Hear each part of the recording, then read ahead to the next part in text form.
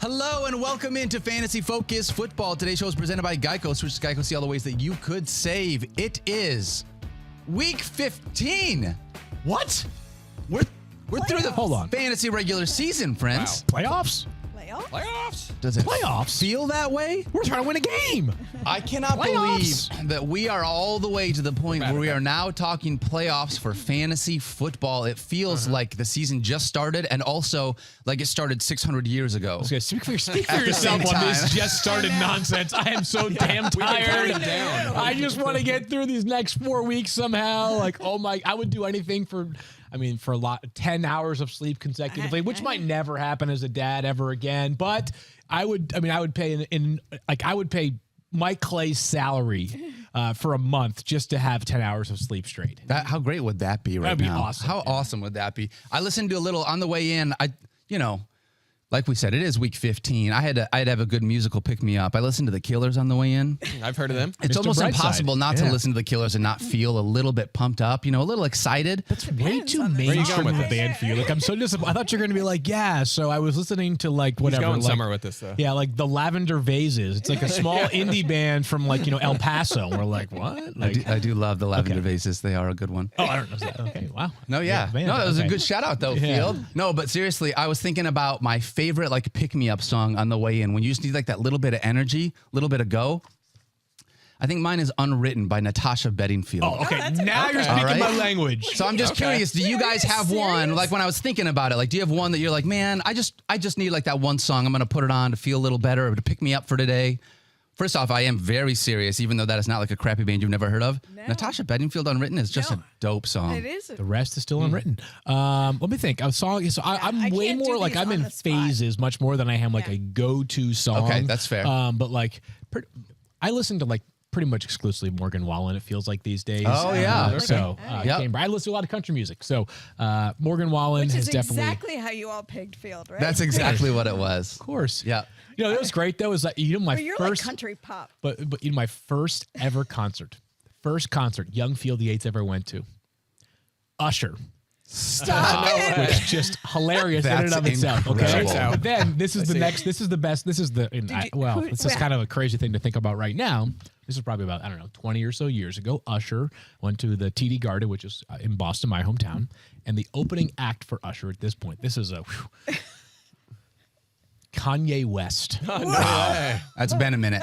Kanye West. This was like college dropout time. This guy shows up in a purple velour suit, and they're like, "Yeah, welcome on I West." And I'm like, "Who?"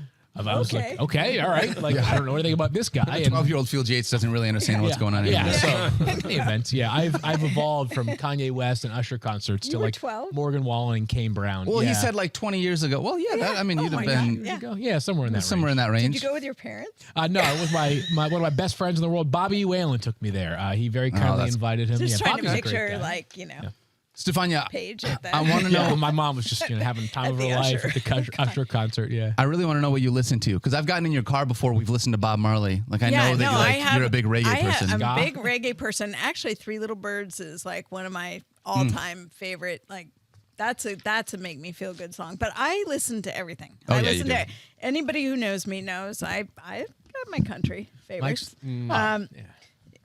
You probably hang out with these people too, like. Oh, I wish. Fraternize. Yeah, right. I wish. You're like, I would say my country music listening has evolved. Okay. Yeah. Lately. Smart. Yeah. Good choice. I'm a fan. Yeah. Mike, you have one you want to throw in before we get started? Just to get this? like in a good mood, get fired up. Yeah. PPR. NFL primetime music. Yeah. Stop it. That's it. On a loop. Well, just like all of the just tracks. Monday Night Football. I was just have the what are they? Whatever Ricky Bobby is listening to. Racing music and racing sound effects. Yeah, racing sound effects. I just listened to Dan Campbell press conferences. There you go. That's it. That's it. Hey man, that will work. There are a couple teams that played Monday Night Football could use a little Dan Campbell press conferences. Oh, my goodness. This game was not super fun for me to be able to watch, and Stephania, part of that is because of some of the injuries that took place. Yeah, it was not fun at all for me to watch. Every time I looked up, there was somebody else leaving the game, and no more important perhaps than Kyler Murray, who was injured on the third play of the game. And if you were watching, I think people have become familiar by now with sort of the classic non-contact ACL-looking injury, and it's plant, cut, rotate. You know, that deceleration where they put their foot in the ground, they're trying to bend inward, and you see the knee buckle. That's sort of the hallmark for ACL. And in fact, if you're so inclined and you want to go back and look at the video, you will, if you zoom in close, you can actually see the moment where it fails. I think it's important because people like, what happened? What could happen there? Your ACL basically controls deceleration rotation and your movement of your thigh bone on your shin bone. And you will see Kyler Murray's leg pop there. And so it was pretty instantaneous. He was obviously very emotional going back on the cart. Players know when something serious happens right away. And just very unfortunate. We will be talking about him in the offseason. Of course, the timing of it being December is going to make it tough, especially with the type of player that he is, a player who depends on his legs to contribute to his game. I would say we're not going to count on the start of the season. We don't even have the official report yet. There's reporting suspicion of an ACL.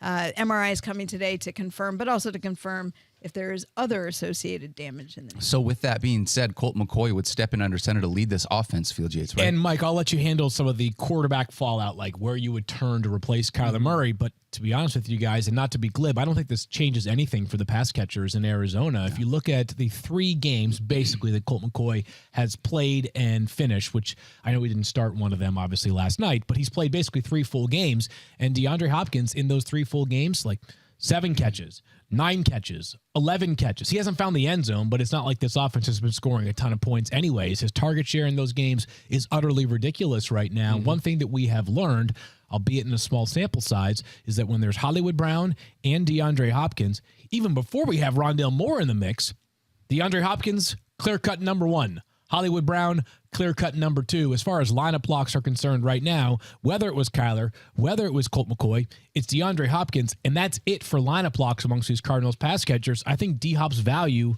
holds steady. I expect him to see 10 to 15 targets every single game going forward. Yeah, he had 11 targets in that game. That was his worst game of the season.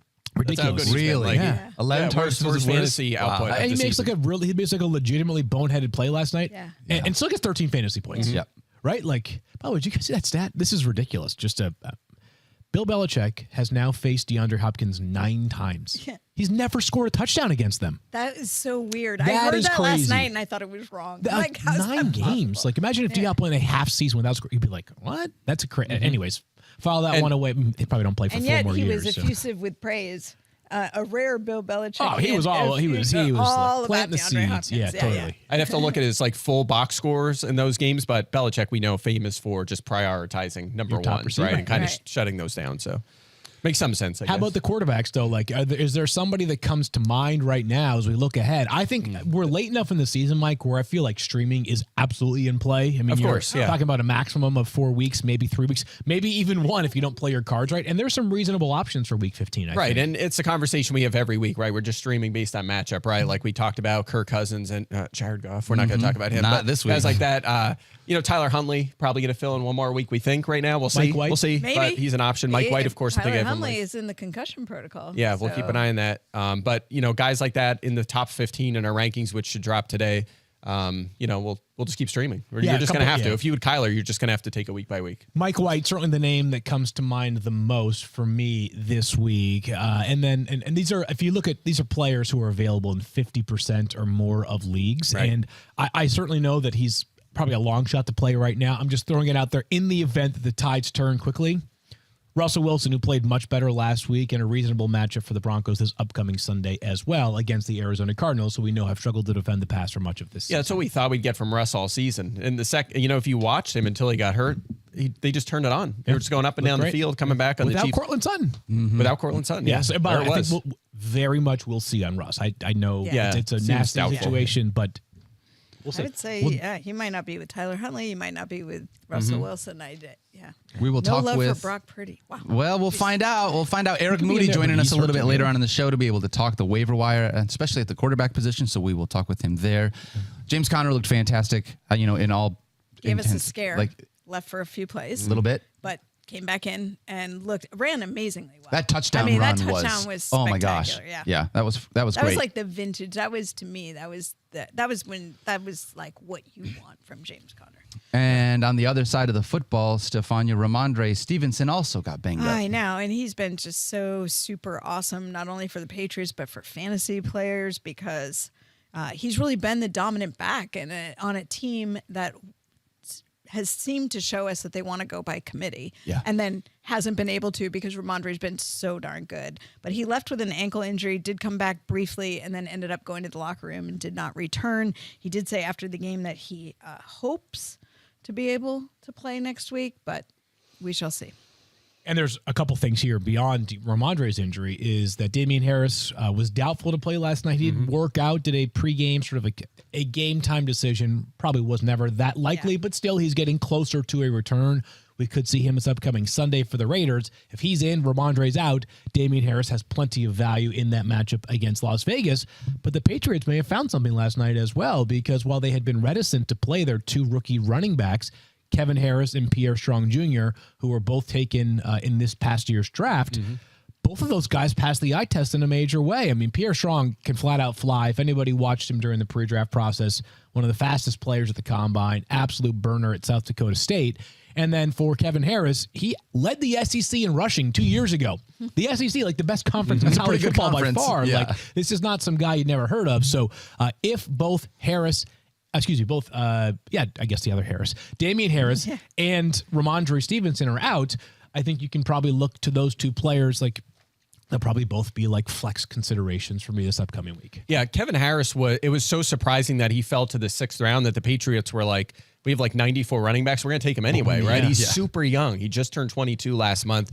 Big back, like you said, super productive and efficient in college, but I don't know. He just fell really far in the draft. It was kind of weird. I think it's just the nature of the beast at running back right now, and he's so young. But that's a name to know in Dynasty. I think, especially both of them are. Yeah, especially if like Damian moves on in the offseason, you have Ramondre and someone like Kevin Harris could be their big back complement. So just name to know for sure. Field, I just want to say real quickly, you were like, hey, I'm not saying this is a top 10 decision, but if you need like a dart throw at the tight end position, I think there's a guy that you can look at here. Yeah, death taxes in the Arizona Cardinals surrendering points to your opposing tight ends. And you know what, though? That got you 10 fantasy points. If you'd listened to Field Yates and you were like, I just need somebody, Field got you 10 fantasy points at the tight end position. Good enough. It's not perfect. You know, he came close. He was tackled like, the 4 or 5 yard line. So close to getting in the end zone. Hunter is a good football player, man. Like, if he was the only tight end on an offense and in a pass-happier offense, we'd be talking about him like we were for many years in fantasy. It's not like he's gotten worse as a player, but good to see him productive. And you know, the Patriots this upcoming week play the Raiders, who I think are a team you can probably throw the football against, as well as Baker Mayfield showed this past Thursday night. Heck yeah. All right. Let's move ahead and talk about some of the news, Stephania, and we're going to keep, honestly, I hope you wore your professional pants because you're going to earn your paycheck today.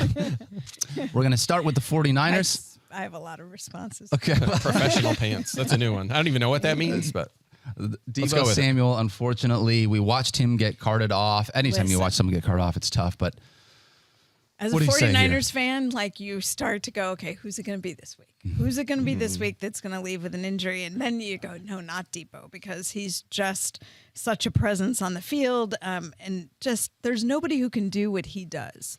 And what he does is he gets extra yardage on every single play. And he usually does it by dragging about 5 defenders with him. And because he was doing that on this exact play, he gets rolled up on from behind. And if you saw it, it was just an ugly injury. And in fact, remarkable that he isn't more seriously hurt because of it. Because go back and look at the video. He gets both feet caught up behind him, but especially his left one. His foot gets rotated outwards. The guy falls on top of him. His knee is twisted, and then his back is hyperextended over the top of it. I had somebody in the medical field text me and ask me how's Deebo's back, because that looks so bad. And the injury that we're talking about is actually to his ankle and his knee. So, quick counterpoint. Also, maybe you don't have to go back and look at the video if you don't want to, because it wasn't fantastic. No, but I think it just, the other problem was that as he was pretzeled up there, the defender's staying on top of him. Yeah. So a lot of things, when we look at like how severe is the injury going to be, a lot of it is how quick is the foot release out of the turf? How quick are they able to get out of the position? Because if you're in positions where your tissues aren't supposed to be and you sustain it, that's a recipe for a worse injury. Just simple physics. Anyway, ended up with an ankle and a knee combo. It often happens when you get a foot rotating outwards. It's kind of the mechanism for a high ankle injury. Sounds like he's got some sort of, what do you call it? It's some sort of in-between injury with his ankle that they're not committing to the nature of it, but also an MCL sprain in his knee. That's what you would expect. They do say they hope to have him back before the end of the regular season.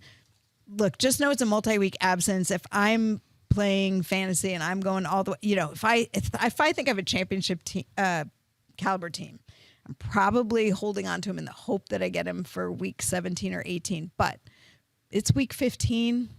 Realistically, I don't know. 17 is going to be a maybe. Really? I think 17, 8, it might be week 18. So yeah. And by the way, with the way that the NFC playoff picture is shaping up, it's possible, not a guarantee, that week 18 they could have nothing to play for.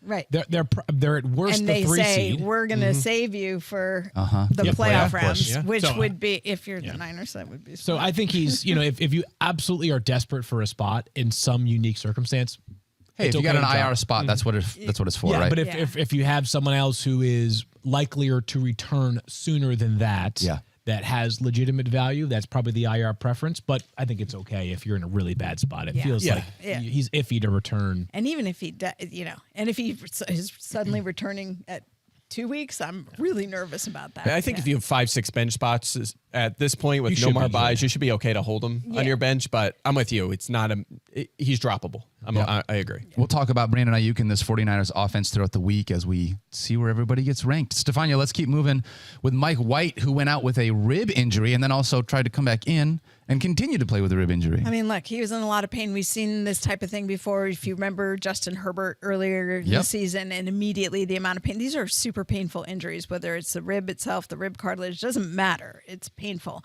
And I think, the thing people wonder, like, he went out, he went and got x-rays. They're looking for a fracture, a displaced fracture, or something happening to the lung. Those are the things that would preclude you from coming back into the game.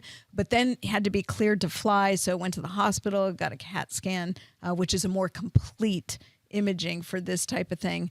But it's going to be painful. We talk about this all the time. It's not just the contact. People are like, he can wear a flak jacket, he'll be fine. It's like, no, actually, your ribs move underneath the flak jacket. They move, flak jacket. They move when you breathe. They move when you twist. They move when you throw. All the things you have to do as a quarterback. So it's going to be a pain tolerance issue. They can do pain numbing injections. Typically, they do it under imaging to protect against any possibility of injecting the lung. But that's what Mike White's facing. Based on how tough he was, you're thinking he's probably going to play. Seems like it. But whether, these are tough to predict how effective. Quarterbacks' numbers typically drop in that first week they come back from a rib injury. Going to get a Detroit Lions defense this week. The Jets are, so we'll continue to monitor Mike White there and what it means for that offense. Have you seen them DFS pricing on the Jets this week? It's pretty good. Way too low. Everyone is low. It's There's going to be a lot of Jets in Jets. DFS this week. They'll be the most played team by far. I think. I can't wait for that show. That's going to be super fun to hear you and Al talk about how much. Let's go. Hey, you got your taste of a lot of Lions. That's right. This week, and you know what happened? Nothing. They disappointed I us. know. They were terrible. Okay? I was so frustrated about that too. Swift. And I invested in Lions this week in DFS. Jared Goff? Crushed me. Worst week of the year by no, far. you hate Jared Goff. That's what it was. Amon-Ra, Swift. I went that way. Of course, it was DJ Terrible. Chark and Jamison Williams and Justin Jackson that get in the end zone. All right. That hurt. Let's talk about a player that Mike loves a whole lot, though, and that's DJ Moore. Stephania has an ankle injury. All of a sudden, DJ Moore could be relevant, but then he ends up with, it's a knee sprain, actually. Oh, knee sprain, okay. Knee It went from sprain. ankle. The team called it an ankle injury, and then the reporting from Schefter was it was a knee. So, and again, sometimes these things can be nebulous. Anyway, ends up with what they're calling a not very serious knee sprain. We'll see. Okay. Wait and see. All right. he had 0 catches last week. It wasn't great. Yeah. No, it wasn't great. Wasn't great. What was his first game without a catch since his NFL debut in 2018. Wow. Wow. That's not what Not you They great. like. play the Steelers on Sunday, do the Panthers. You expect that game to be very low in terms of over-under. Stephania, how about the Bengals? We got a pair of wide receivers that are both banged up, and T. Higgins and Tyler Boyd as well. Yeah, let's talk about Tyler Boyd first. Dislocated his finger, looked painful. They're calling him day-to-day, but this, as a receiver, this could be the kind of thing that could cause him to miss time, depending on how they are going to manage it. Okay. So could be a week, could be a couple of weeks, could be that he's okay. So swelling and again, how they choose to manage it will influence what happens with him. So no guarantee that he's available. T. Higgins. Soapbox. Yeah. Well, here's the thing. Had a hamstring issue that we knew about, but was off the injury report completely, so cleared to go in the game. Okay. Is active for the game, as we expected. Played one snap. Originally, I thought it was the first snap of the game, but I think it was the third snap of the game. First third down, Came in, one play, out. And to which everyone was like, what happened, what happened, what happened? And so there were questions to answer. And Zach Taylor said something I thought was interesting because I think his first words were that they lost him in warmups, meaning something happened in warmups that made them feel like all of us, and that's legitimate. We've seen that happen before, right? Okay. Players go out, warm up, all of a sudden and a hamstring, very easy to aggravate it. Makes total sense. However, if it happened during warmups, my expectation would be that then he would be a scratch and you would have time to make adjustments. But Zach Taylor followed it up by saying they had some packages for him, like red zone packages, presumably where he wouldn't have to run, that they would put him in for. But then they didn't. So little fishy. I think there will be more clarity this week, just based on what happened. If he can't go, we're gonna know much more about his status going in. It won't be clear like this. That's weird. They'd have packages for him if it that quickly, right? From warm-ups to the game, just so suspicious. And it's the second time this year this has happened. Here's the thing: is that if you had planned that during the week, you would think he wouldn't be completely off the injury report, exactly. right? That's the thing. Like if you knew you might run. If you were 100%, because people use questionable for guys where they're like 90% sure they're going to play, you know, and so it's vague, and I get that, but this one just felt a little off to me because it was almost like, and they also said he snuck in for a snap at third down. I'm like, well, then maybe you weren't planning on using him at all. Yeah, It was just, that's it was tough. not fair. Fantasy managers everywhere very upset. I was one of them. Yeah, especially in a week where if you needed to win to get in the playoffs and you trusted T. Higgins, you didn't. That's going to be a tough one. All right, one last thing to be able to talk about here as far as news, and that's the Dallas Cowboys signing a wide receiver in T.Y. Hilton. Does this mean anything for fantasy? Nope. All right. He'll be, I think he'll be utilized a lot like Deshaun Jackson has been in Baltimore the past few weeks, where they work him in for occasional plays. Maybe in the playoffs, he's more useful to them, but from a fantasy perspective, no way. Yeah, who's a better player right now, Michael Gallup or T.Y. Hilton? Michael Gallup. And you have Lamb, and they like Noah Brown. He's going to mix in. Noah Brown. But how much fantasy value does Michael Gallup consistently have? Not a lot. Okay, so if he's a better player and he has minimal fantasy value, I'm using that logic to say, happy for T.Y. Hilton. It's a really cool opportunity. A guy who has never won at the highest levels. Maybe he can with this Dallas Cowboys team. Doesn't sound like this totally slams the door shut on Odell Beckham Jr., but it certainly feels like or bring James Washington back as well. Yeah. So like to me, it's like they want to have availability of people. That's the best ability, is what a lot of people have said. Sounds like OBJ is not going to be available to the playoffs. Yeah. So nope. Yeah. And by the way, all of the Cowboys touchdowns are running backs.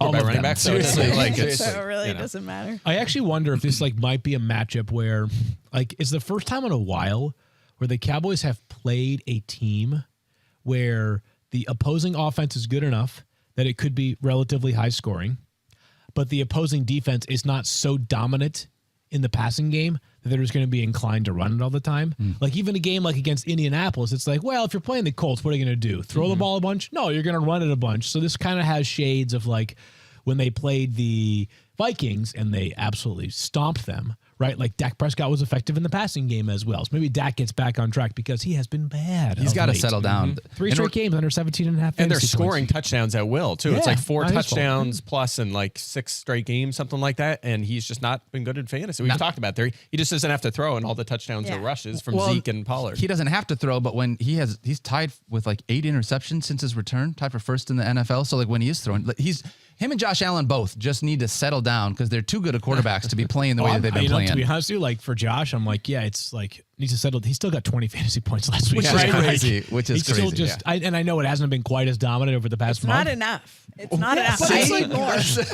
Look at you guys. We need 40. Let's go. I mean, can you run into the end zone, Josh? Maybe Allen? Sunday night. Josh He did Allen. this past Sunday. Yeah, he did. I'm sorry, Saturday night Last Saturday. against Miami. Yeah. All right, let's talk about some let's rip players through some names. that are trending up. We are on to the playoffs. If you are playing in the ESPN playoffs, you are likely starting the playoffs this week. If it's a single week playoff, Just week 14 probably still are. or weeks 14 and 15. Yeah, you probably 15 still and are. 16. 3 round. Yep. Yep. Either way. So let's talk about a few people. Yep. Field, I'm going to start with you. Isaiah Pacheco has definitely been heating up as of late for this Chiefs team. He has 5 straight games with 15 or more touches. However, Jerick McKinnon is also not going away in this offense. We watched him get in the end zone twice last week. Well, a couple things have changed of late. So first of all, this went from a 3-man backfield to a 2-man backfield. It is Isaiah Pacheco and also Jerick McKinnon. And while previously Jerick McKinnon was getting no rushing and all the receiving, and Isaiah Pacheco was getting all the rushing and no receiving, it's become like 90% Pacheco as the runner, 10% Pacheco as the receiver, and then the inverse for Jerick McKinnon, which is why McKinnon was RB1 this past week, hilariously at 32.9 fantasy that points. little flip pass that Patrick Mahomes did to him that just was stupid. So good. Anyways, yes, but it's a good stretch coming up here for Pacheco because over the next 2 weeks, they play the Texans and the Seahawks, who have been amongst the worst run defenses in the NFL. The Texans are by far the worst in the NFL. And while nothing went right for the Cowboys until the last minute of last game, we told you all week it was possible that they might just hand the ball off to Tony Pollard and Zeke Elliott. They might rush for 5 touchdowns. They combined for 3 instead, but still, it was a great matchup for the running backs. They cashed in. I suspect Pacheco will do the exact same thing over each of the next 2 weeks. Yep, I'm with you. The Chiefs running backs have the easiest remaining schedule, at least over the next 3 weeks. So that's great news if you have Pacheco. And Jerick McKinnon is, I'm going to have him ranked top 30 this week. He's getting there based on his usage, especially that 9 target number last week. But the big thing for Pacheco now, we know he's getting the carries, right? But those 3 targets last week were a career high. Possible that sustains just because, like you said, we only have 2 backs now, not 3. So if he can stay in that 2 to 4 range, that'll help his floor a lot. By the way, I'm telling you right now,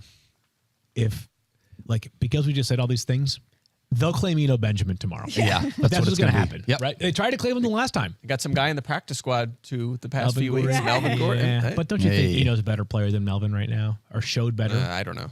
It's close. He showed better than Melvin Gordon earlier this Eno's season. gotten waived by 2 teams this year. Gordon by 1. I know, so. but who showed better when their opportunities this year? I don't know. I don't know. I think it's a 50-50 fumbling, split. but I don't know. Yeah.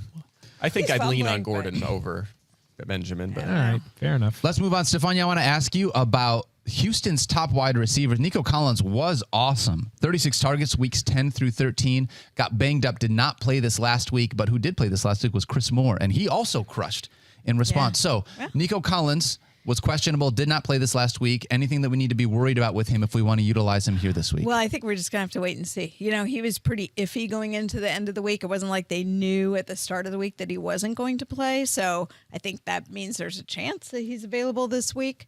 But it depends how practice goes. It's a foot injury and a big wide receiver. To your point, the week that he last played, which was week 13, he only had 3 catches, but he had 10 targets.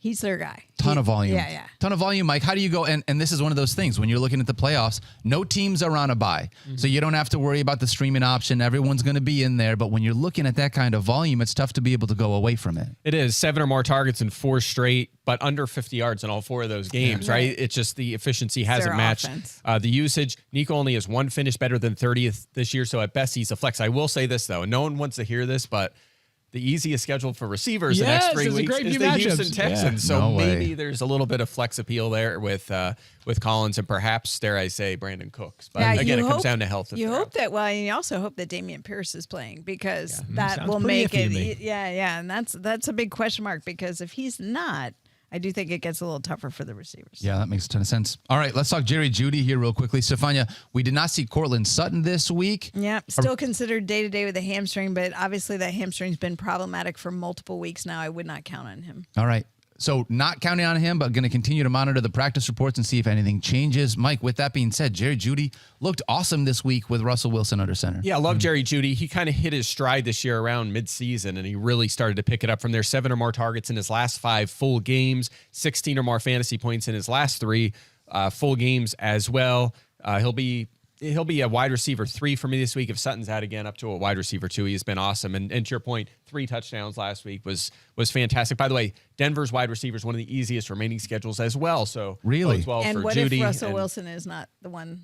Yeah, well, under center. That's not great, obviously, but he did. Because I think there's a very real possibility. That's why I'm. How many of it? Judy caught at least one touchdown from Rippon, right? Yeah, he did. One of them late in the game came from Rippon, but it is a dramatically different offense. Yeah. I know Russell Wilson's been bad, but Brett Rippon, he started 2 games, I believe. I think I've seen too many starts from Brett Rippon.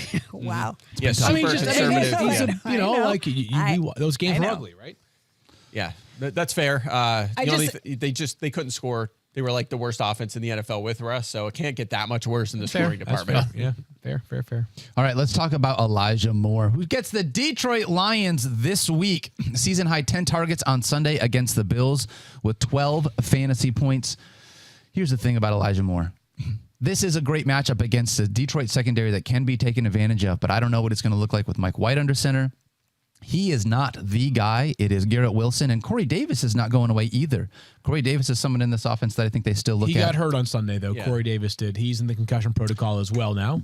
So we'll see. I actually like Elijah Moore this week because the matchup's really good. And I am going to do the inverse of what I did last week when I had Jared Goff as my favorite streamer of the week, assuming Mike White plays. And I get we still have to cross that barrier. But if he does, I don't know enough to say like what percentage effectiveness he will be. So I'm going to assume he will be what we have grown accustomed to seeing from Mike White. And it's a great matchup. It's a great matchup. What does that mean, though? For when there's Elijah Moore? Yeah, when there's no one on a bye this week. Yeah, like he would be like a borderline flex consideration for me. The big question mark is how consistent the volume will be. 2, 6, and then 10 targets over his past 3 games. Those 10 were really good this past week. And if Corey Davis is out, Mike White is in against the Lions, I think a top 30 play is very much alive for Elijah Moore. Yeah, I think he's I was laughing because when you said Lions, you automatically said Lions? Lions? It's a required inflection Lions? after the Lions. Lions? Yeah, I'm with you. If Corey Davis surprisingly played with a head injury, I'll be surprised based on the timelines And we've the way seen it's this year. worked, I'll yeah. be surprised if he goes. But if Davis plays, I would not be touching Moore. I mean, keep in mind, he had 7 yards and 6 targets the week before, right? He's the 3 in this offense, and they use Tyler Conklin, the running backs, a lot. But if Davis is at him with you, I think he's at least a flex option. Flex option. I'm okay with a flex option. But it hasn't been, I don't feel like he has been trending up so much as he has been. Last week was a big performance. Last week he had a lot of volume, and this week he has he's really trending great. up in the sense that like he used to not get targets at all. And now at least he's getting some So at targets. least he's getting some targets. That's fair. Remember when Zach Wilson refused to throw him the football? You know who else is getting a ton of targets now that they're finally out on the football field? I know where you're going with this. Keenan Allen. Yeah. Oh my gosh, I am so unbelievably thrilled to have Keenan Allen back on the field. Him and Mike Williams both You and the looked Chargers. awesome. Yeah. Yes. And Justin Herbert managers have got to be thrilled to have him back on the field. Well, when you're looking at these 2 wide receivers field, is there anything that slows you down, or is this like, man, I am pumped they are hitting their stride now heading into the playoffs? The only thing that caught my attention from Mike Williams was I believe he was 3rd in wide receiver snaps for the Chargers this past week. Okay. Maybe that number grows this week as he gets fully healthy Behind from Josh that Palmer. I ankle think so injury. because Yeah. to the It's eye close. test, like that was Mike Williams. That was Mike Yeah, the Williams, catches and were that's absurd, when he right? should have come back. I mean, not that it would have had to be this many weeks later, but if you look at the difference going into the week where he got injured after 1 play, aggravated his ankle injury, he hadn't really done anything in practice. He barely tested it and was trying to get back. You tack on a couple more weeks with a lot more work, and boy, he looked like a different player. So Looks fantastic. much better. Yeah, it's so weird that Chargers offense looks much better suddenly. I know. What happened there? It's Yeah. just- Good players around him, right? Like their Yeah. 2 I mean, best receivers are out there, healthy, Well, friendly. By the way, we're getting more boom than bust out of Mike Williams, too. 19 or more fantasy points and 5 of 8 this year. So when he's been healthy, and obviously I'm excluding the game where he saw a couple snaps, but he's been awesome. And also Keenan Allen, 15 plus in 3 straight. His targets keep going up. So they've both been great. You're starting them both. Yeah, you want as much of this offense as you can on Sunday against the Titans.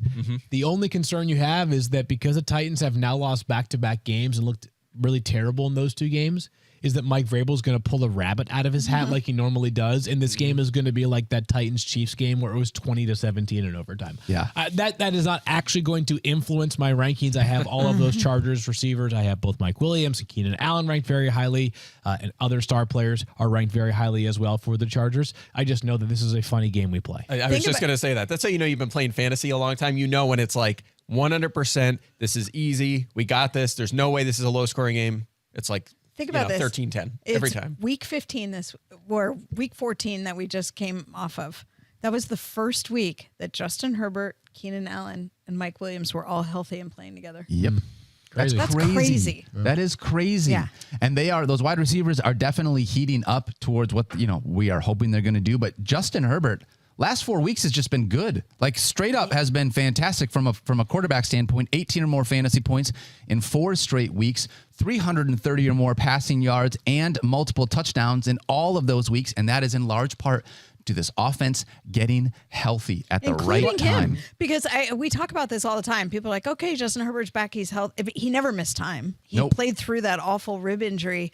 And we talked about how it would affect him, but you just sort of forget because the guy keeps going. So 3 weeks past the rib cartilage injury, people are still like, yeah, Justin Herbert just doesn't look that great. I'm like, yeah, by the way, the guy is playing in tons of pain and he's probably not moving the way he's supposed to. And he was without Keenan Allen, et cetera.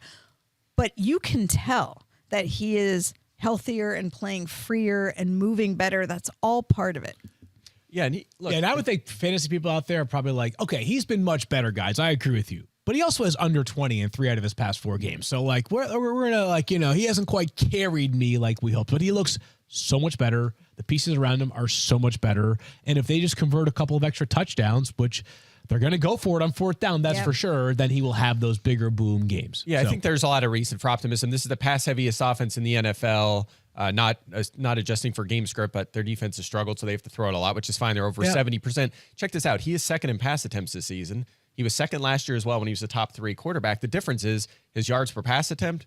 It was 7.5 last year. It's 6.6, and a lot of that has to do with him not being fully healthy and, of course, not having Williams and Allen. So if we expect that to recover now going forward, he should be in good shape. Not running a lot, which is part of what you're talking about, Field, where he hasn't had that ceiling. But I think from a fantasy standpoint, he should deliver top 5, 6 numbers going forward. Yeah, you certainly love the matchup this week, again, as we said, against Titans. Tougher the following week at Indianapolis because they're a stingy defense in the secondary specifically. But we'll cross that bridge when we get to it. Yeah, Justin Herbert on fire with this one. We've made the switch from trending to on fire here. Let's talk about another guy. This guy's on fire. This guy's truly on fire. Miles Sanders. It's been awesome. Mike, I sort of want to just open up the floor because Miles Sanders told all of us, don't draft me in fantasy football. And then he's come out here, and it's not just him, but like he has looked fantastic as the lead back in this Eagles backfield. Yeah, I'm glad he said that because his ADP dropped a little. It did. We were able to get him in more leagues, so I'm happy about that. Top 5 scorer 2 of the last 3 weeks. A good stat from Kyle here, too. 4 running backs have at least 3 games with 28 fantasy points this season. This kind of speaks to high ceilings. Josh Jacobs, Austin Eckler, Christian McCaffrey, Miles Sanders. Wow. Right? So he's been awesome. List. 9th in touches at running back, 9th in yards, and that's with a limited receiving role. We've been picking on him all year for that. And more times in the end zone. Yeah. Like that was the knock touchdowns. on him was like Miles Sanders will run the ball, but he won't find the end zone. And now he's got 11 touchdowns this year.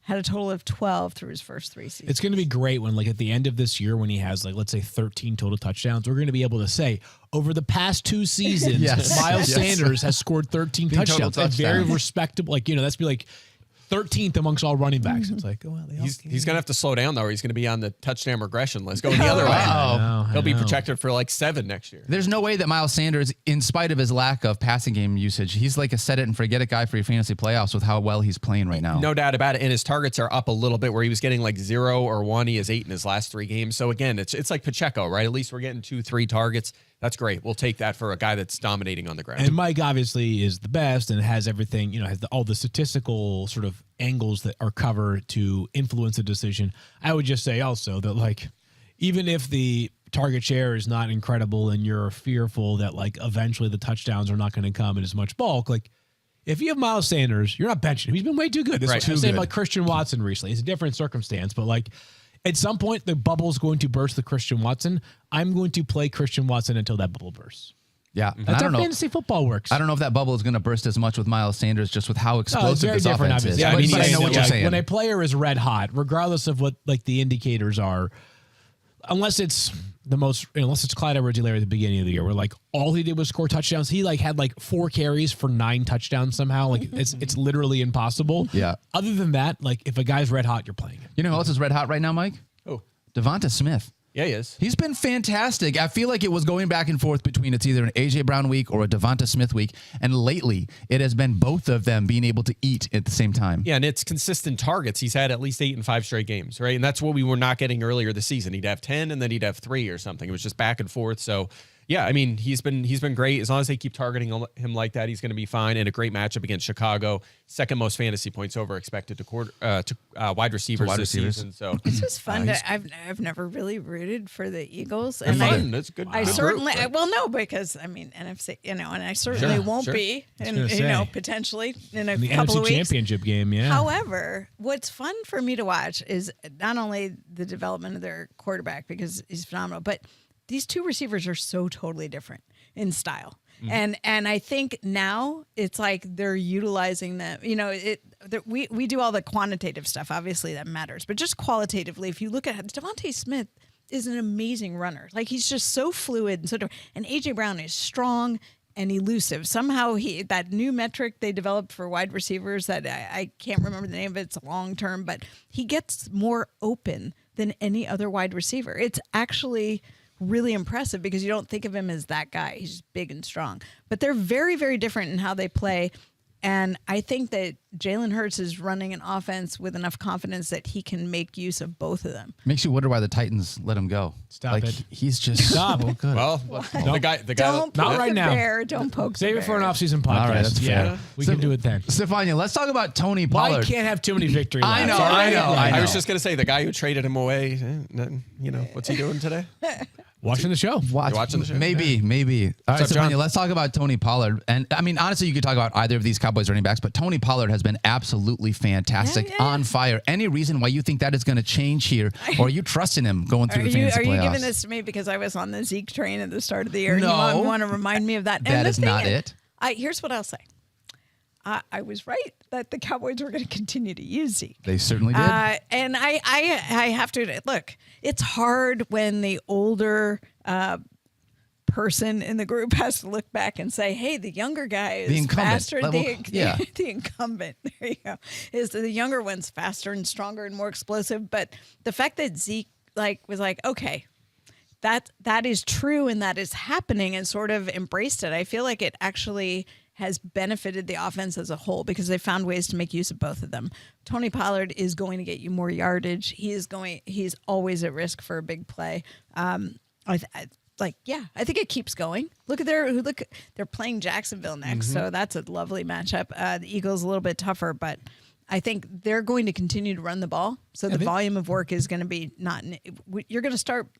You're definitely starting Pollard. You probably could make a case one way or the other. Yeah, I'm for starting Zeke as a flex play. They're both in my top 15 this week. The most dominant rushing, most dominant rushing attack when only looking at the running backs this season. Like Philly's got the best. Oh, no doubt about it. But you have to factor in Jalen Hurts, who's already become the first quarterback ever with back-to-back 10-plus rushing touchdown seasons.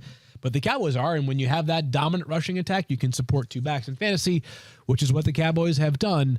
Pollard still looks like a whole different player when he plays, but Zeke's been good. Six straight games with a rushing touchdown, and he's getting a lot of volume. So as much as I would like to see more from Tony Pollard, the Cowboys are not going to. Yeah, but the Cowboys are going to continue to be disciplined with their formula, and it's working. They are 10-3. Yeah, I think it's fine. I was just going to say, I think it's fine what they're doing lately. They've kind of made Pollard the 1A kind of, but I think that's fine. As long as Pollard's not way behind Zeke like he was earlier this season, it's fine. So it's working for him. And also, I think I'm still going to stick to my point that I think that it is working for them. And I'm not convinced that if they benched Zeke and were 100% Pollard, that he would be as productive. I think the fact that they're able to utilize both helps them. That's tricky because in the two opportunities he's gotten to play, is it sustainable over an 18-week season? I don't know. And most teams who have relied on one running back will tell you that is not working. Right now, that's the problem. You don't want them to wear him down. He can't.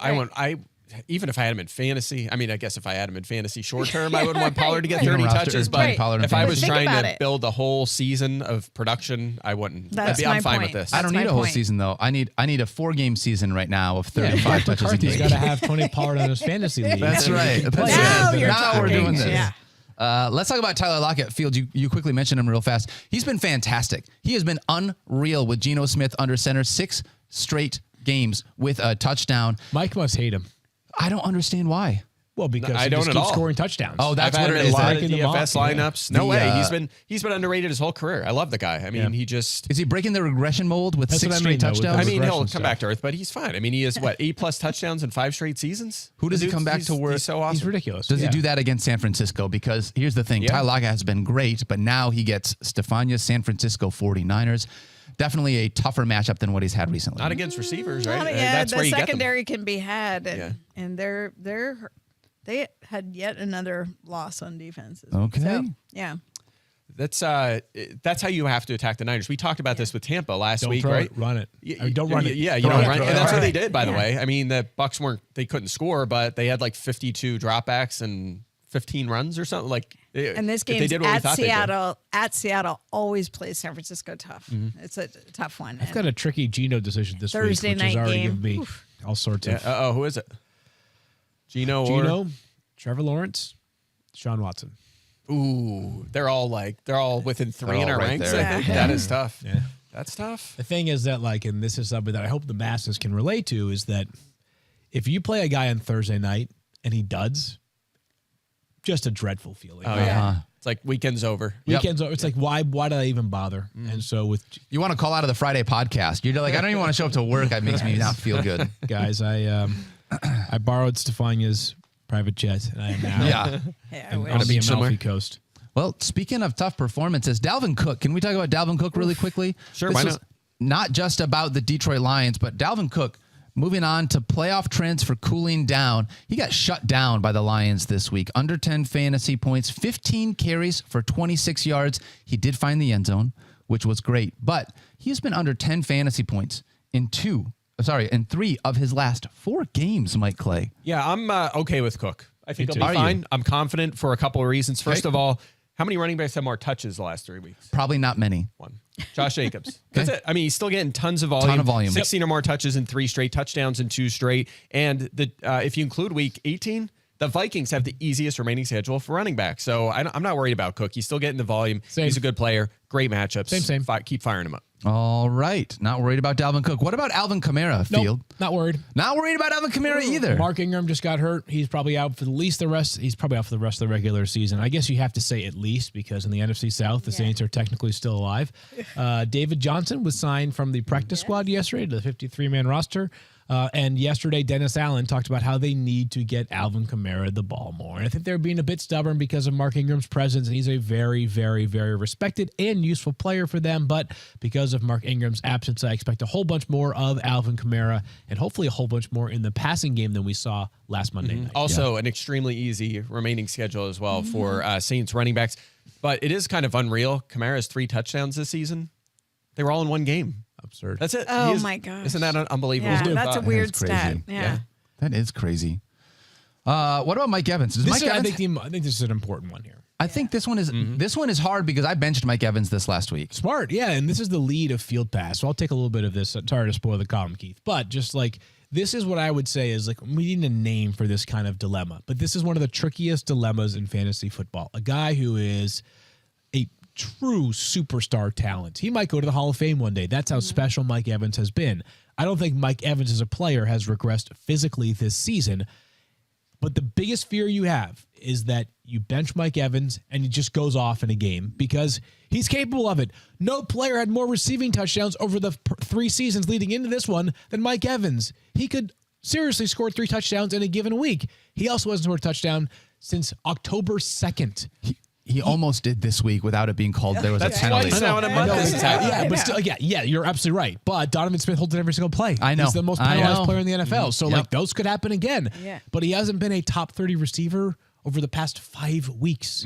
So what do you do here? I have him as wide receiver 29. That's the lowest I've probably ever ranked Mike Evans, even in what looks like over the next couple of, well, Cincinnati's a tougher Cincinnati's matchup. defense is- Arizona makes me a little bit nervous, but Cincinnati this week hasn't allowed a wide receiver touchdown other than the Traylon Burks fumble recovery in the end zone for 3 straight games. What do you do here, Mike? Yeah, I think that if you want some justification to keep starting him, I mean, first of all, it's Mike Evans, but also The volume 10 for targets Brady. last week, 9 or more in 5 of his last 7. So if you're talking about a guy like Mike Evans seeing 8 to 10 targets a game, I mean, that's really hard to bench. It is tough. And also, we might be having a different conversation if those 2 long touchdowns were caught. Like the one was an absurd drop. Like he just doesn't drop passes like that wide open touchdown about a month ago. Yep. And then this week, of course, had the hold. There was That another against wide open Atlanta. 68. That was yard against touchdown. Atlanta, I believe. The wide open. They hit him in the score a hands touchdown. and There's it nobody just- on him, and he was like, just fluky. They said it was nonsense, like but- the most yards of separation by a player in like since ESPN began tracking that, in which he dropped that pass as well. He was so open, he was confused and just dropped the ball. That's what is brutal. going on, Yeah. right? Yeah. It's like, am I- Was this play whistle dead or something? What did I miss here? Field, you mentioned Field Pass a couple times, just in case people don't know when it comes out. When does Field Pass come out? Thursday. Thank you for asking, Daniel. Thursday morning early, we cover whatever is on the mind for the week. So we've got 4 more left. And I've been making it a thing recently. Like we're doing some 2023 look ahead content as there we well. go. Because Love that. some people either out of the playoffs or just are really excited about the offseason. Like if you're a Bears fan, you got $100 million to spend this offseason. Could you dip into the free agency pool? There Are are some you, very compelling free Are you agents. thinking as well. rankings? So you got like, you're picking I first think overall I'm next thinking year? maybe the last column, week 18, will be dedicated towards like my, like if I were to do the first 15 picks of 2020. That's what I do, Something like really. that. Yep. Yeah. Fun. Oh, you do it too? Oh, yeah. It's called Pass Field. But Mike Pass. We're going to call it Mike Pass. you should call On it the pass mic. field because you did pass field routinely on the oh, go-kart. Yep. That's it. That's it. Bye, Shut Field. it down. Good show. See ya. Stephania wasn't even there. Yes. She's bringing zingers. That was Yes. incredible. Thank you. All right. Come back. All right, Phil. Field has left the Said with studio for love. Now those we're not cooking. watching the. Said with Thank you, love. Stephania. I set it up and she just slammed it right home. This is my nightmare. The 49ers and the Eagles are playing so. Like, what am I going to say? I know. You know, that's when it's just like they're riding Yes. high right now. That was so. Guys, that I was great. drive cautiously for a reason. Yes. I was trying to be respectful of the others on the course. Meanwhile, Mike is like freaking. He is speed Dominating. Lightning McQueen over here. Yeah, we're going to bring this up every show for the rest of the time. All right, let's talk about one more player. One more player real quickly, and it is Christian Kirk. starting Christian Kirk. I would keep starting him as well. He had a great game against the Detroit Lions. He has had 2 other games surrounding that's been a little bit lower, Mike Clay, but it's just a little bit. Not enough to get off of Christian Kirk. Yeah, this is one of the things you could play with the numbers, right? Under 10 fantasy points, 2 of his last 3, but 16 or more fantasy points in 3 of his last 5, right? You could play that game all day. He's been fine. 7+ targets at 7 straight games. He's 5th in touchdowns. He's been productive. He's highly targeted. He's Trevor Lawrence's go-to guy. You're starting him. Even against Dallas this week, not worried about the defense I here. mean, they have a tougher matchup going forward, but they're throwing it a lot. Lawrence is playing well. He's his top guy. I'm not worried about it. Yeah, one of the things that you can do if you're ever worried about a performance, Mike, is we have this drink that you can use while you watch football to be able to help make you feel better. And that drink is Miller Lite. That's right. Nice. Tis the season to get together with good friends and great drinks. And that means 'tis Miller time. Sure, the holidays can be stressful. And by holidays, I mean the fantasy playoffs. All the more reason to raise a glass or can to keeping things uncomplicated. Since 1975, Miller Lite has been the beer with the taste you can depend on. No games, no gimmicks, just great beer. Not only is Miller Lite a great tasting light beer, it's also a great gift for the beer lovers in your life. And for even more gift ideas perfect for beer lovers, visit the Miller Lite shop site at shop.millerlite.com. Their new holiday collection features everything from cozy beer-inspired holiday sweaters to drinkable ornaments from your tree. This holiday, 'tis Miller time, so enjoy Miller time with friends and family. Miller Lite, great taste, 96 calories. Go to MillerLite.com/FFF to find delivery options near you so you can give the gift of Miller time this holiday season. Or you can pick up some Miller Lite pretty much anywhere they sell beer. 'Tis Miller time. Celebrate responsibly. Miller Brewing Company, Milwaukee, Wisconsin, 96 calories and 3.2 carbs for 12 ounces. Geico asks, how would you love a chance to save some money on insurance? Well, of course you would. And when it comes to great rates on insurance, Geico can help. Like with insurance for your car, your truck, your motorcycle, your boat, your RV, even help with your homeowners or renters coverage. Plus, add an easy-to-use mobile app, 24-hour roadside assistance, and more. And Geico is an easy choice. Switch today. See all the ways that you could save. It's easy. Simply go to geico.com or contact your local agent today. All right, bringing in our buddy Eric Moody for the Waiver Wire. Today's Waiver Wire is brought to you by Geico. Switch to Geico. See all the ways that you could save. And Eric Moody, last week, I want to say thank you very much for having Jared Goff as one of the streaming quarterback options that you had. If you used him, it definitely paid off. Here in Week 15, the first week of the fantasy playoffs here at ESPN, what quarterback streaming options do you have for us now? It's funny that you did mention Jared Goff, because you know what? I am going to mention Jared Goff again. What? He is the quarterback that fantasy managers are not clamoring to insert into lineups, but when you need him, he delivers. And like you mentioned, Dopp, I'm like, he had, 26.1 fantasy points last week. He's had 17 or more fantasy points in 3 consecutive games. But here's the, the disclaimer is that all of those games have been at home. So I do have some concerns, with 3 of his final 4 games coming on the road. And here's why I'm concerned. I'm going to give you a stat, that's going to quantify my concerns, is that Goff has only averaged 8.5 fantasy points per game on the road. So the trend, it could be broken, because just given the state of the quarterback position, we had Kyler Murray going down last night, and you may need to use Goff in the first round of the playoffs. And so I think he's a solid QB2 with upside. The trend can be broken because he does have an abundance of playmakers: Jameson Williams, Amon-Ra St. Brown, DJ Shark. We know about the running back situation there with Jamal Williams and DeAndre Swift. So he's positioned for success, so pick him up. He's at least got an offense that is moving the football and scoring points, although I do not love him in outdoor games. I don't know if it's just the LA kid in him, but he just doesn't necessarily love playing cold outdoor games. And Eric Moody, the quarterback that he could potentially be going up against and maybe a streaming option this week if healthy, is Mike White, who he is playing in New York this week. Yeah, I do like Mike White. You look at the schedule. They got Detroit, Jacksonville, and the Seahawks. Matchups line up very nicely. One thing about White, I know he scored 17 or more fantasy points in 2 out of his last 3 games. Hasn't thrown a touchdown pass, though, in consecutive games, despite 101 attempts. But here's something I'm going to talk about. You can't quantify it for fantasy, but I'm going to dive into it anyway. I'm like, he is in full control and command of this team, and they're buying into what he's selling. Now, one of the offensive linemen, Connor McGovern, called White, I'm going to read the quote, the epitome of what hopefully everyone in this locker room is willing to do to win. And so when you have that type of following in the locker room, this is a team for where they're going to go all out for Mike White and for this team and to win games. And because of that, I do like Mike White as a streamer. I'm like, as I mentioned, the quarterback position, a lot of injuries that we've dealt with. Season-changing injuries as we approach the playoffs. So if you're in need, don't overlook Mike White. He's got an excellent matchup against the Lions defense that just allowed Kirk Cousins to score a season-high 25 fantasy points. So he's a solid QB2 with upside. Pick up Mike White if you are in need. Yeah, and start Garrett Wilson. Hopefully Garrett Wilson puts up a Justin Jefferson-type performance for all of us here in the playoffs. Oh, yeah. From a running back position, let's talk about the Chiefs. All right, we talked about Isaiah Pacheco earlier on in the show. He's been getting a ton of runs, so much volume on the ground, and he's got 2 great games back-to-back. But he's not the only running back in that Chiefs backfield, Eric Moody, as Jerick McKinnon is someone that might be able to be rostered here.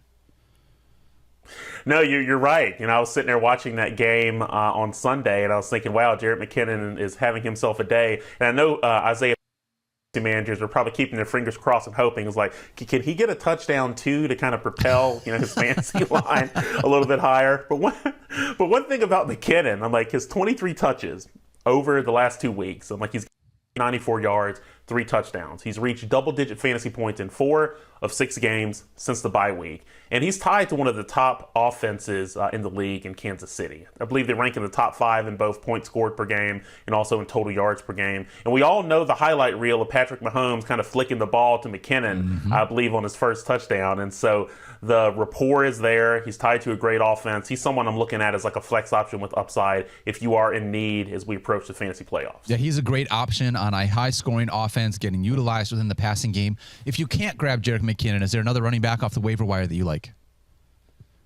Yeah, you got to look at Chuba Hubbard. Great schedule. The Steelers, looks like the Lions, Buccaneers, and Saints moving forward. And one thing about having Sam Darnold back under center, I'm like, this is a Panthers team that's leaned heavily on the running game, which creates an environment, I would say, for Hubbard to thrive and also Deontay Foreman. And he had his best game of the season with 19 fantasy points. If you look at all 3 of, I would say, the Panthers' remaining opponents, they all rank in the top half of the league in terms of running back fantasy points allowed. But I'll leave you with this, Dopp. One thing about the Panthers, I'm like, they lead the league in rushing attempts with 199 between the tackles, and they rank 2nd in rushing yards between the tackles with 926 since week 7. This team loves to run the football. Hubbard's obviously a part of that, and I do like him as a flex option with upside. Heck yeah.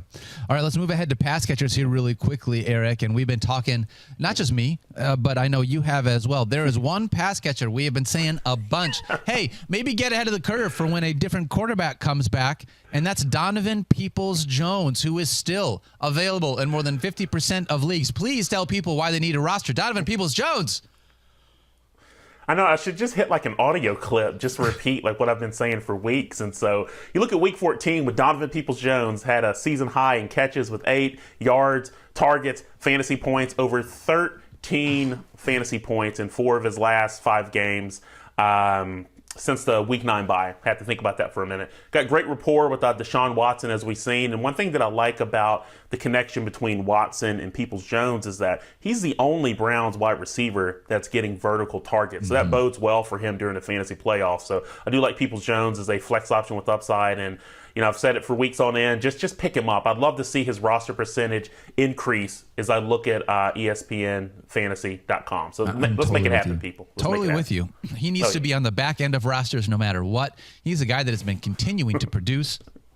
In spite of the fact that when we think of the Browns, we think of a run-first offense, or we think of Amari Cooper. But no, there are 2 pass catchers in this offense that are actually working here. So go out and grab DPJ. Let's talk about another wide receiver, and that's Darius Slayton, who gets the Minnesota Vikings. And in case everyone forgot, the Minnesota Vikings are really bad, really, really, really bad against wide receivers in fantasy, Eric Moody. Yeah, no, you're right, Dopp. You got to love the remaining schedule. That the Giants have bodes well for Slayton. Had a season high 90 yards back in Week 13 against the Commanders. You look at like Minnesota, they allow the second most fantasy points per game, the wide receivers. So the schedule bodes well for Slayton. I like him quite a bit. He's got double-digit fantasy points in 6 of his last 8 games. And so, he's someone that I would end up picking up. The schedule's great. Got a connection with Daniel Jones. And who else is he going to throw to, right? Who else is there indeed? That is really where it's at with Darius Slayton. One more guy to be able to talk about, and that's DJ Chark, who over the last 2 weeks has looked pretty good. Eric, do you think it keeps rolling?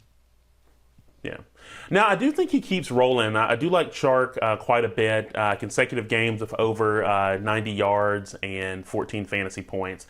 Now, I know we have some concerns over the home road splits with Jared Goff, how that could impact Chark. But just given the state of the wide receiver position and fantasy managers really looking for options, I would go ahead and pick him up. So one thing I just like about the Lions offense, they performed really well over the last 3 or 4 games. Goff has so many playmakers surrounding him. It will be difficult for him to truly face plant, but I guess we'll see Dopp in the coming weeks of all these road games, but I do feel good about Chark. Wow, I'm with you there actually as well, and this one might be a little bit tough. Again, the outdoor game, we'll see how Jared Goff plays, but Jared Goff has needed to find somebody to help take the top off the defense, and as much as Jameson Williams comes back and gets that touchdown, and we're all excited for the rookie, he played like 9 snaps. It's not Jameson Williams. It is DJ Chark right now. And so I'm totally with you. DJ Chark is the deep shot that I would take in that Lions offense. And I think that maybe over the last 4 weeks, there might be a couple of options where you can maybe use them, especially in deeper leagues or DFS. So, Eric, thank you so much. You've got the waiver wire coming out. Tell people where they can find not just your waiver wire, but everything else that you do here on ESPN. Yeah, if you're big on social media, you like interacting, you like sports, follow me at Eric N. Moody, whether it's Instagram, TikTok, Twitter. I use that handle on pretty much every single social media platform. But I know you mentioned about the waiver wire column. Got the daily notes out there too, every Monday through Friday. So if you need an update on what you miss in news from the previous day, start your morning off with tea, coffee, Monster Energy drink, whatever you drink, and read the daily notes. It's published every morning, every weekday morning. And so you can also do WNBA and fantasy basketball as well, sports betting and fantasy. So I'm a very busy man, but always happy to help. Very busy guy, Eric Moody. Start your day off with the daily notes. Maybe listen to a little 3 Little Birds, maybe some Unwritten by Natasha Bedingfield. I don't know. Find whatever makes you happy. Put that on. For everybody here on the Fantasy Focus, including Eric, Field, Stephania, and Mike Clay, thank you. Thank you for hanging out with us and listening to this show for an hour. It means so much that you let us into your lives for an hour every day. Don't forget to love each other. Please be kind to yourself. You deserve that. You are an awesome human being. We can't wait to see you tomorrow. We'll see you on Wednesday.